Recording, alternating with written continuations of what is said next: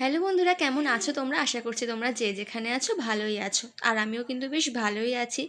তো আজকে না সকালবেলা আমি একটু তাড়াতাড়ি স্নান করে নিয়েছি, মানে 9:30 বাজে। তখন আমার একটু বেরোনোর কথা ছিল ওই জন্য, বাট আমি এক জায়গায় যেতে গিয়ে আর এক জায়গায় গেছি। আমার ওই কাজটাও আজকে সাকসেস হয়নি। আমার কেমন দিন গেছে আজকে কি বলবো। তো মা এখানে কাঁকরোল ভাজা করছিল আর ভাতটা বসিয়ে দিয়েছিল আমি বেরোবো বলে। আর এদিকে ওয়েদারটা এমন, মানে না রোদও উঠছে না আবার মেঘলাও করে আছে। আমি ভাবছিলাম হয়তো বৃষ্টি আসবে, বাট বৃষ্টি হয়নি। তো আজকে অনেক দিন পরে বাড়িতে আলু পোস্ত হচ্ছে। আমাদের তো শুক্র আর শনিবার করে ভেজ হয় বাড়িতে। তো ওই জন্যে মা আজকে আলু পোস্ত করছিল, তার সাথে আরও অনেক রান্না করছিল। পরে সেটা তোমাদের সাথে দেখাবো। তোমাদের কার কার পোস্ত খেতে ভালো লাগে জানি, আমার তো ভীষণ ভালো লাগে পোস্ত খেতে। তো মার যতক্ষণে রান্না করছো ততক্ষণে আমি রেডি হয়ে নিয়েছিলাম। আর তোমরা কারা কারা পোস্ত এইভাবে করো জানিও। আমরা পেঁয়াজ দিয়ে পোস্ত খাই না, আর এমনি যদি নিরামিষ হয় সেদিনই মা এরকম পোস্ত বানিয়ে থাকে।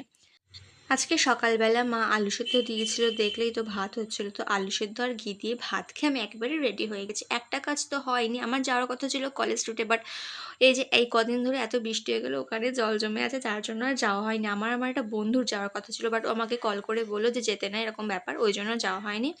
তো যেই কাজে এসেছিলাম সেই কাজটাও আমার সাকসেস হয়নি। তো মা আমাকে আমি যখন বেরোচ্ছিলাম মা আমাকে বলেছিল আসার সময় কিছু একটা নিয়ে আসতে, মানে মায়ের নাকি মিষ্টি খেতে ইচ্ছা করছিল ওই জন্য।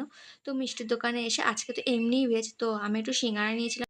শুধু আমাদের জন্য নিইনি, ঠাকুরের জন্য একটু মিষ্টি নিয়ে নিয়েছিলাম। আমার না মিষ্টি খেতে খুব একটা ভালো লাগে না, তো ওই জন্য সিঙ্গারা নিয়েছিলাম। আর এমনিও সিঙ্গারা নিয়েছিলাম সন্ধ্যাবেলা খাওয়ার জন্য।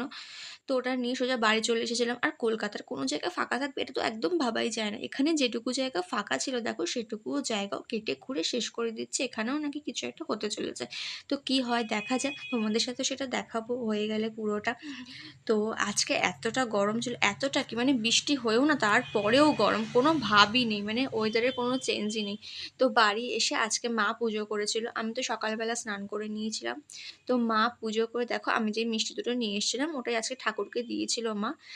তোমাদের কার কার মিষ্টি খেতে অনেক ভালো লাগে অবশ্যই কিন্তু কমেন্ট করেছেন। আমার মিষ্টি খেতে একদমই ভালো লাগে না। লোকের বাড়ি গেলে ওই যে এক প্লেট করে মিষ্টি ওটা দেখলেই না আমার কেমন একটা হয়। আমি মিষ্টি খেতে একদম ভালোবাসি না ওই জন্য। তো মা পুজো করার পরে সোজা খেতে চলে গেছিলাম। ঘি দিয়ে গরম গরম ভাত আর আলু সেদ্ধ খেতে আমার তো ভীষণ ভালো লাগে। তো ওটা সকালবেলা পেট ভরে খাওয়ার পরে আমার এত খিদে পাচ্ছিল কি বলবো। তখন 1:30 বাজে খেতে বসেছি। আর তোমরা তো দেখেছো অলরেডি যে মা আলু পোস্ত করেছিল, তার সাথে কাঁকরোল ভাজা, ডাল আর মা আলু সেদ্ধ দিয়েছিল।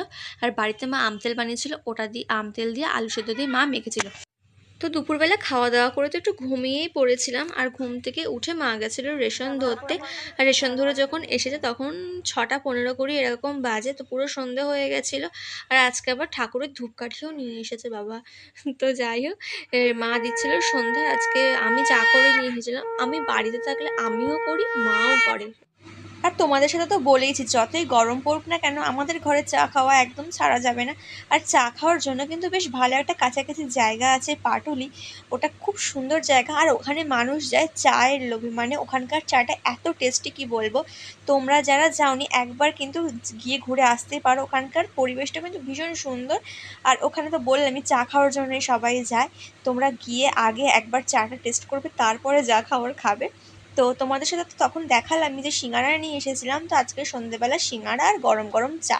আর মিষ্টির দোকানের সিঙ্গারা আমি এমনি এমনি আমার ভালো যে লাগে সেটা না, এত সুন্দর মানে স্মেলটা কি বলবো, পুরো ঘিয়ে ভাজা, মানে যেন ঘি দিয়ে তরকারি মেখে, মানে ঘিয়ের সাথে মুড়ি মেখে খাচ্ছি এরকম একটা।